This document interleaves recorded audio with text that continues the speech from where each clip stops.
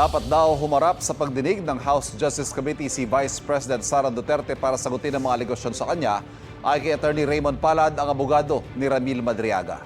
Sabi ni Palad, puro ad hominem attacks ang ginagawa ng kampo ng bise tulad ng pagkwestiyon sa kredibilidad ni Madriaga.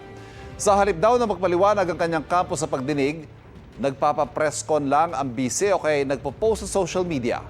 Hindi raw sinasagot ng bise ang mga alegasyon sa tamang paraan at forum.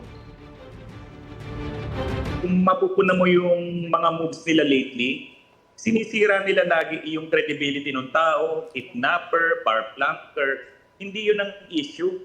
Ang issue dyan, humarap kayo sa Congress at sabihin nyo yung position ninyo. Kung gusto nilang maglabas ng ebidensya nila, is pupunta sila sa House. At dapat ang magsalita, si VP Sara hindi yung lawyer niya.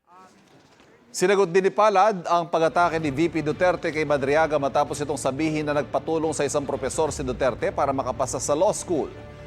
Anya, insulto na tawaging bar flunker ang isang taong hindi pumasa sa bar examinations. Hindi raw ito tamang asal ng isang abogado at nakababahala lalo't mula pa sa Vice Presidente ng Pilipinas.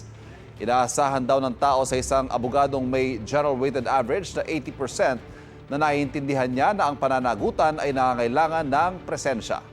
Kailangan daw nito ng katapangan at direktang pagsagot sa mga alegasyon.